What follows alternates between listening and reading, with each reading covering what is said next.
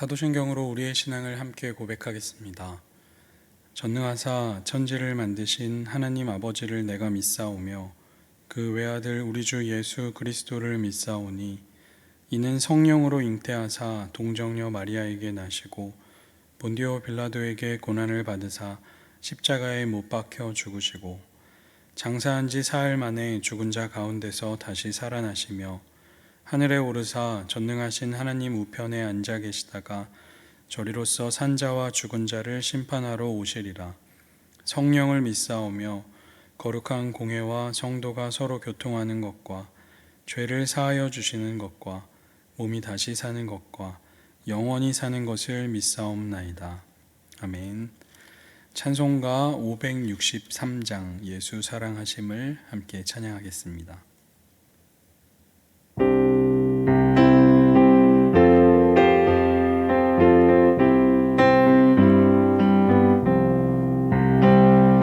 예수 사랑하심을 성경에서 배웠네. 우리들은 약하나 예수 권세 많도다. 날 사랑하심 날 사랑하심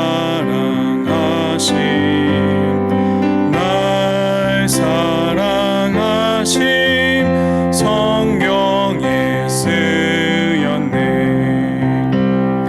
나를 사랑하시고 나의 죄를 다 씻어 하늘 문을 여시고 들어가게 하시네. 날 사랑하심 날 사랑하심 성경에 쓰였네. 내가 연약할수록 더욱 귀히 여기사 높은 보좌 위에서 낮은 나를 보시네. 날 사랑하심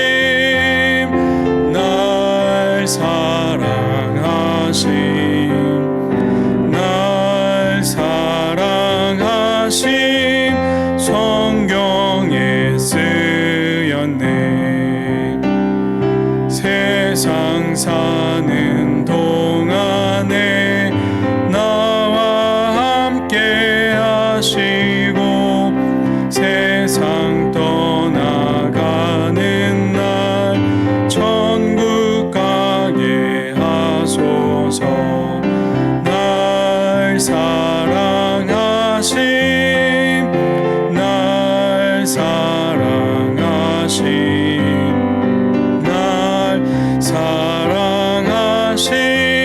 성경에 쓰였네.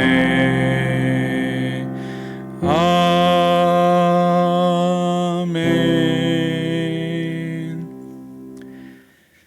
오늘 우리에게 주시는 하나님의 말씀은 누가복음 8장 40절부터 56절까지 말씀입니다. 누가복음 8장 40절부터 56절까지 말씀입니다.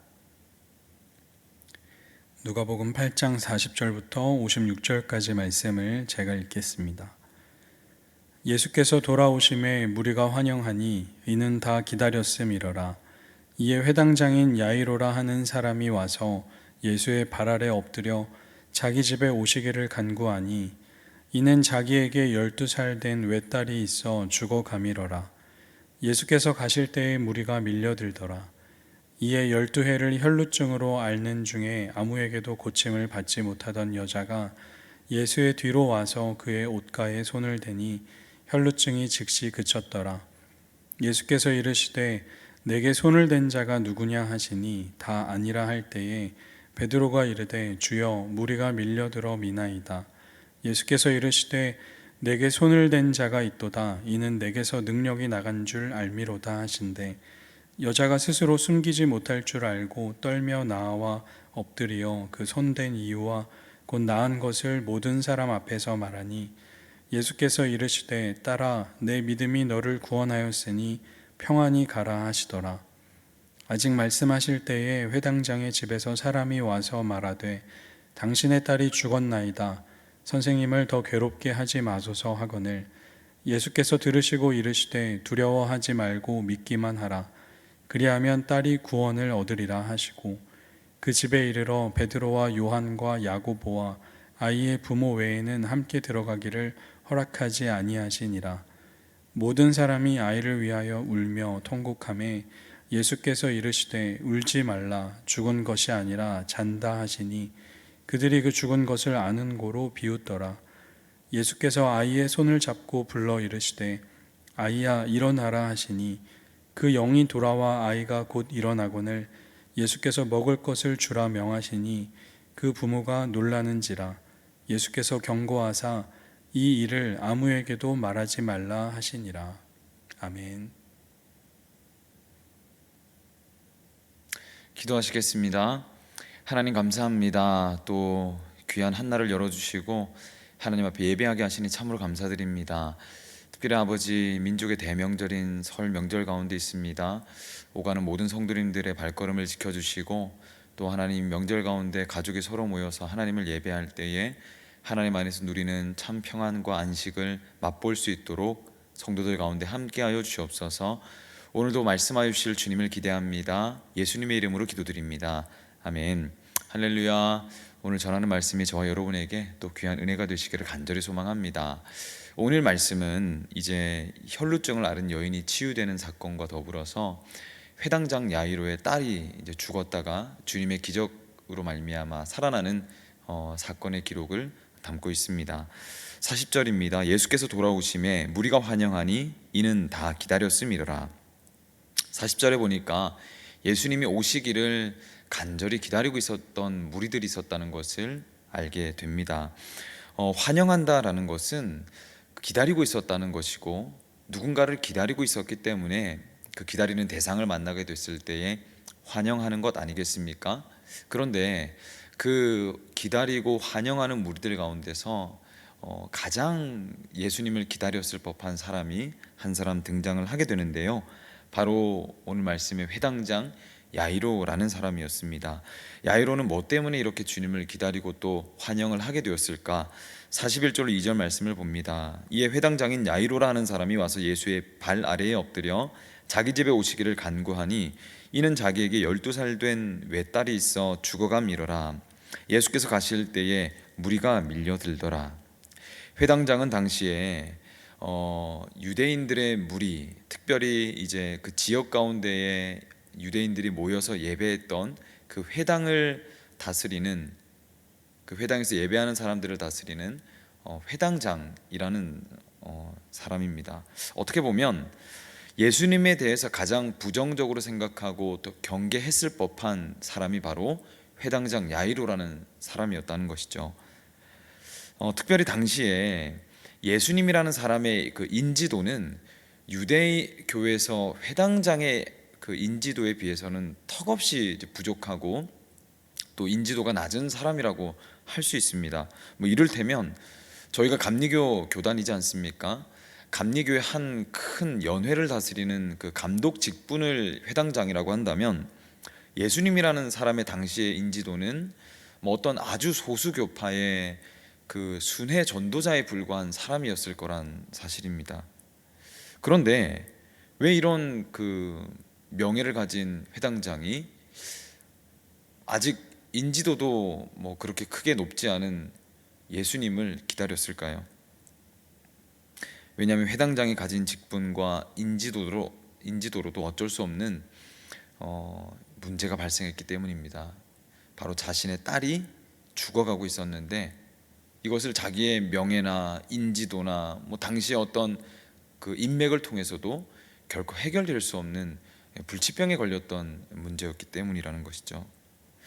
자신이 가장 사랑하는 하나밖에 없는 자녀가 죽게 생겼을 때 여러분 도대체 무엇이 필요했겠습니까? 회당장이라는 명예도 어떤 것도 필요 없죠. 자신의 딸을 살릴 수 있기만 하다면 그 어떤 것도 내려놓을 수 있는 것이 아버지의 심정 아니겠습니까? 회당장에게 지금 필요한 것은 자기 자녀의 생명을 다시 얻게 하는 일 말고는 없었던 것입니다. 죽은 사람을 살리기도 한다는 예수님의 소문은 회당장의 어쩌면 마지막 희망이었을 겁니다. 그는 지체 없이 예수님 앞에 엎드렸죠. 그렇게 명예가 있고 덕망 높은 사람이 이름 없는 예수님 앞에 엎드렸다는 것입니다. 자신의 딸을 살릴 수만 있다면 체면 따위는 아무 필요도 없었던 것이죠. 그 절박한 심정을 아신 주님은 지체하지 않으시고 회당장 야이로의 집을 향해서 걸어가기 시작하십니다. 한편 이 긴박한 상황 가운데서 주님께서 야이로의 집으로 향하는 도중에 한 여인이 주님이 가시는 길을 지체하게 만드는 사건이 벌어지게 되는데요. 바로 12년 동안 혈루증을 앓은 이 여인이 주님께로부터 치료받는 장면이 나타납니다. 43절로 44절입니다. 이에 12해를 혈루증으로 앓는 중에 아무에게도 고침을 받지 못하던 여자가 예수의 뒤로 와서 그의 옷가에 손을 대니 혈루증이 즉시 그쳤더라. 정말 짧은 구절이지만 잠깐만 이 여인에 대해서 생각해 보기만 해도 이 여인의 구구절절한 어떤 그 상황과 마음들이 느껴지는 것만 같습니다. 당시에 피를 흘리게 되면 부정한 사람으로 취급되었던 것이 유대 문화의 특징이었습니다. 그러면 여러분, 이 부정한 사람을 유대 문화에서는 어떻게 다루었을까요? 당연히 사람 취급을 하지 않았습니다. 이 여인은 12년이라는 세월 동안 정상적인 인간 관계를 하지 못했을 것이고요.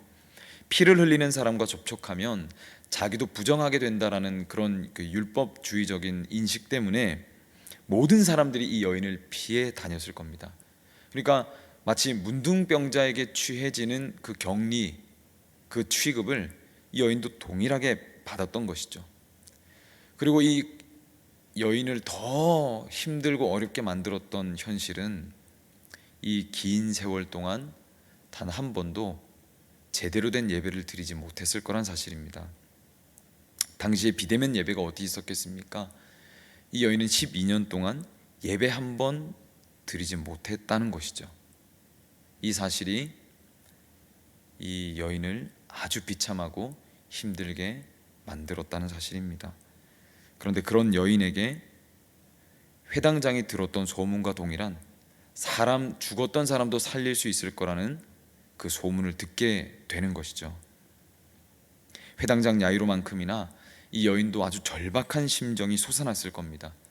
12년 동안 사람들 무리 가운데 한 번도 속해 보지 못했던 이 여인, 조금이라도 다른 사람들의 눈길을 받거나 접촉이라도 하면 큰일 날 것처럼 여겨졌던, 이제 스스로도 포기했던 이 여인이 무리 가운데로 걸어 들어가기 시작했다는 것입니다.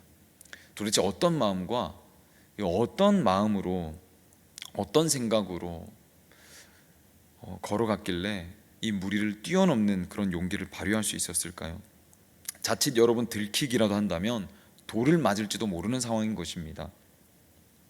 부정한 사람과 옷깃이라도 스치면 그 사람 또한 부정하게 되는 그 사회 문화 가운데서 이 여인이 도대체 얼만큼 큰 용기를 내야만 이 무리를 뚫고 가는 이 일들이 이루어질 수 있었을까요? 그런데 이 여인은 그 살얼음판 같은 그 무리를 뚫고 지나갔던 것입니다. 내가 나을 수 있을 거란 믿음 하나로 이 무리를 뚫고 들어갔던 것이죠.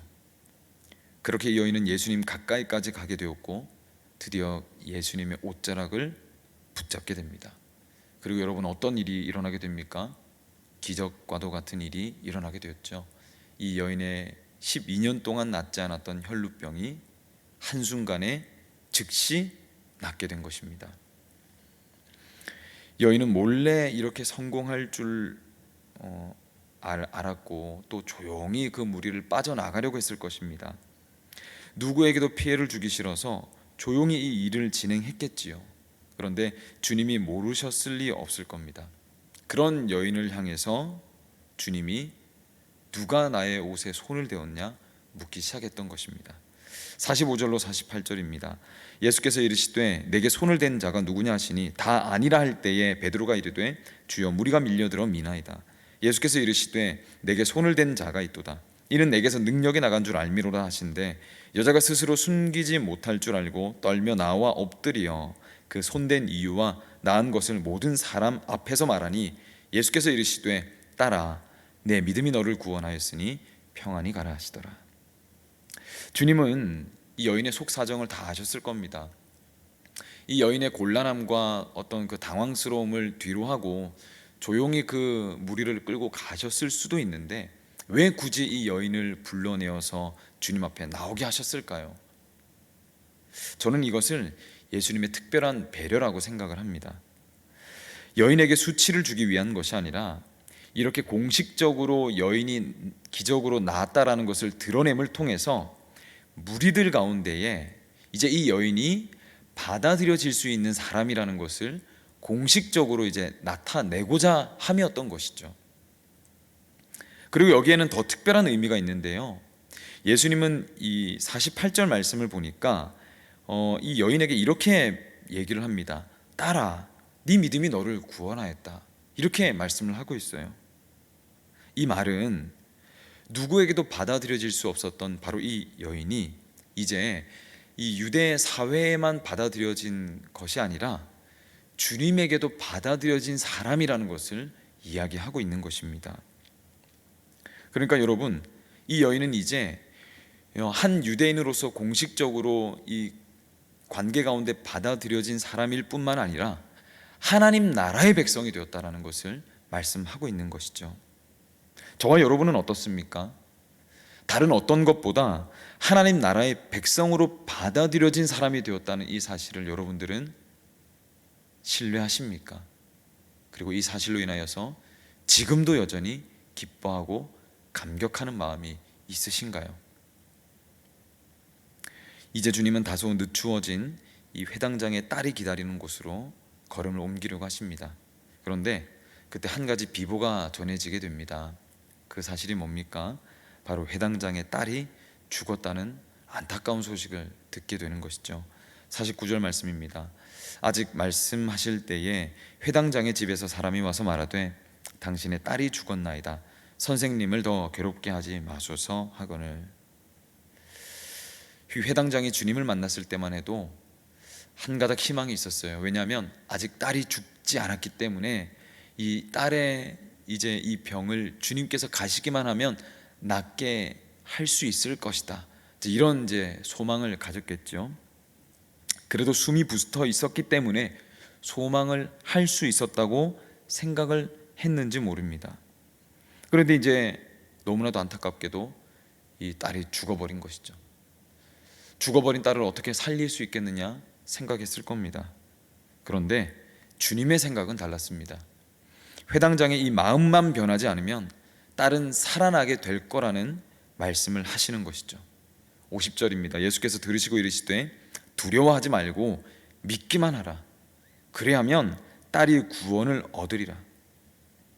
주변의 상황이 바뀌고 어려워지고 기가 막힌 상황이 찾아온다 할지라도 두려워하지 말라는 거예요. 너가 주님께서 낫게 하실 줄로 믿는 그 믿음 굳건히 붙들면 네 딸은 반드시 낫게 될 것이라는 것을 주님은 말씀하고 계신 것입니다. 여러분은 어떻습니까? 상황이 바뀌어도 시대가 변해도 진리는 변하지 않고 영원하며 오늘도 변하지 않으시는 하나님께서 우리 삶 가운데 역사하신다는 사실을 여러분들은 신뢰하십니까? 주님은 시대를 초월하시고 상황을 넘어서셔서 일하시는 분이라는 굳건한 믿음의 반석 위에 저와 여러분이 세워졌으면 좋겠습니다. 그런데 상황은 녹록지 않았어요. 회당장에게 바라는 주님의 이 바램과는 달리 현실은 아주 차가웠습니다. 주변의 모든 사람들이 어떻게 얘기했습니까? 사람은 상식상 죽으면 끝나는 것이라고 생각했던 것이죠. 그래서 주님이 하시는 이 말씀에 사람들은 그저 비웃기만 했습니다. 그러니까 주님이 뭐라고 얘기하십니까? 예수께서 52절 말씀이죠. 모든 사람이 아이를 위하여 울며 통곡하며 예수께서 이르시되 울지 말라. 죽은 것이 아니라 잔다 하시니. 주님은 왜 죽은 이 아이를 향해서 자고 있다라는 표현을 사용하셨을까요? 이제 기적을 일으키셔서 다시 살아날 것이기 때문에 그러셨을까요? 여러분, 잠을 자면 어떻습니까? 잠을 자면 반드시 일어나기 마련입니다. 왜냐하면 잠이라는 것은 일어나서 활동하기 위해 준비하는 시간이기 때문에 그렇습니다. 주님이 이 아이를 보고 잔다고 말씀하신 것은 주님 앞에서는 죽음이라는 것도 일시적인 것에 불과하다는 것을 말씀하고 싶었던 것이죠. 주님께서 이 땅에 오셨던 것은 모든 죽을 사람들을 이제 영원한 생명 가운데로 옮기기 위함이다라는 것을 말씀하고 싶으셨던 것입니다. 주님이 이 땅에 오신 것이 뭡니까? 이 기적을 통해서 말씀하고 싶으셨던 것이 뭔가요? 너희들이 이제 죽음 때문에 더 이상 비참해할 이유가 없다는 것입니다. 이 땅 가운데 매여서 죽을 날을 기다리며 두려워할 이유가 없다라는 것이죠. 주님께서 이 땅에 오셔서 우리의 영원한 비참함을 해결해 주시러 이 땅에 오셨기 때문에 이제 주님을 믿기만 하면 비참해질 이유가 없다라는 것을 이 기적을 통해서 말씀하고 싶으셨던 것입니다. 저는 이 사람들이 비웃었던 이 태도와 모습들을 보고 참 많은 생각을 하게 됐습니다. 나는 주님의 역사하심과 진리의 말씀에 대해서 정말로 내 마음의 중심 깊은 가운데서는 어떻게 생각하고 있을까? 나는 상황이 변하고 환경이 변해도 정말로 주님 한 분만을 정말 신뢰하며 살아가고 있는가? 이런 질문을 해보게 되더라고요. 나는 정말로 비웃지 않고 믿음으로 주의 말씀에 반응하고 있는가? 나는 정말 믿음의 사람에 합당하게 그렇게 행동하고 움직이는 사람이 맞는가? 때와 상황에 변하지 않고 아무리 문제가 변하고 상황이 변한다 할지라도 흔들리지 않는 주님을 향한 믿음을 붙들고 사는 사람인가? 말로만 그렇게 하는 사람이 아니라 정말 내 삶으로 고백하면서 어떤 문제가 일어났을 때 주님 앞에 정말 매달리며 부르짖는 사람인가? 이렇게 질문을 해보게 되더라고요. 결국 주님에 대한 이 간절함은 주님이 정말로 그럴 수 있는 분인가에 대한 믿음이 있는 사람만이 간절함을 가질 수 있더라고요. 여러분은 어떻습니까? 그 간절함을 가지고 계신 분이십니까? 주님이라면 하실 수 있다라는 그 믿음으로 인하여서 주님을 향하여 간절함으로 기도하시는 분들이신가요? 신앙생활을 하다가 보면 오늘 말씀에 나왔던 이 회당장과 혈루증을 앓았던 이 여인과 같은 주님 앞에 절박함과 간절함이 사라질 때가 참 많은 것 같습니다. 절박함이 없는 이 편안하고 평안한 삶이 정답 인생인 것 같은데, 사실 여러분, 오늘 이 말씀은 우리에게 뭐라고 말씀하고 있는 것입니까? 우리가 절박함을 잃어버리면 안 된다고 말씀하는 것이죠. 너에게 이런 절박함이 있느냐고 묻는 것입니다. 왜 이 질문을, 이 말씀을 통해서 주님이 우리에게 하시는 것일까요? 우리 신앙의 이 여정이라는 것은 이곳에서 끝나는 여정이 아니기 때문에 그렇습니다. 신앙에 있어서 가장 큰 적이 뭘까요, 여러분? 가장 큰 적이 뭘까요? 우리 신앙을 방해하는 가장 큰 요소가 뭐겠습니까? 바로 이제 내 신앙을 이만큼 했으면 됐고 이제 마무리되었고 끝났고 완성했다라고 생각하는 안일함입니다. 다 알고 있다고 생각하고 다 해봤다고 생각하고 이제 내 신앙 이 정도 했으면 됐다고 생각하는 이 안일함이 우리 신앙을 식어버리게 만들고, 이렇게 신앙이 식어버리고 마음이 차가워지기 시작하면 주님을 사랑하는 마음까지 식어버리게 되기 때문이죠. 바라기는 저와 여러분이 환경과 상황에 따라서 흔들리는 믿음이 아니라 흔들리지 않는 굳센 믿음을 가지시기 바랍니다. 안일함을 벗어나서 주를 향한 그 믿음과 함께 주님을 향한 절박함을 가졌으면 좋겠습니다. 심령이 가난한 이 마음이 우리 가운데서 늘 회복되어지고 사라지지 않는 마음이었으면 좋겠습니다. 이 영성을 잃어버리지 않아서 믿음의 야성이 사라져가고 있는 이 편리한 시대에 불편함을 감수하며 십자가 지고 나를 부인하며 주님 한 분만으로 만족하는 그리스도인들이 되셔서 정말로 소망 없다라고 얘기하는 이 시대 가운데에 주를 믿는 믿음 하나면 소망 있다라고 이야기할 수 있는 간증들이 넘쳐나는 저와 여러분의 인생이 되시길 주님의 이름으로 간절히 축원합니다. 기도하시겠습니다. 사랑해 주님 감사합니다. 귀한 말씀 듣고 나누었습니다. 주님, 저희들에게는 주님을 향한 간절함이 있습니까? 주님이시라면 해결할 수 있다는 그 굳건한 믿음의 반석 위에 세워진 믿음이 있습니까? 그저 편안하게 살았으면 좋겠다라는 안일함을 가지고 나도 이제 다 해봤다라는 아버지 그런 편리함이 우리 안에 있다면, 그런 안일함이 우리 안에 있다면, 그런 게으름이 우리 안에 있다면 주여 우리의 아버지 차가워진 마음 고쳐주셔서 주를 향한 믿음을 세워주시고 주를 향한 간절함을 회복시켜 주심으로 말미암아 아버지 믿음의 야성을 잃어버렸다라고 하는 이 시대 가운데 주를 향해 부르짖는 소리가 아버지 날이 갈수록 뜨거워지는 우리 부산 온누리교회 믿음의 야성을 가진 성도님들이 되어질 수 있도록 주님 축복하여 주시옵소서. 우리의 연약하고 식어져 버린 이 마음을 회복시켜 주실 줄로 믿사옵고 감사드리며 거룩하신 예수님의 이름으로 기도드립니다. 아멘. 하늘에 계신 우리 아버지여, 이름이 거룩히 여김을 받으시오며 나라가 임하시오며 뜻이 하늘에서 이룬 것 같이 땅에서도 이루어지이다.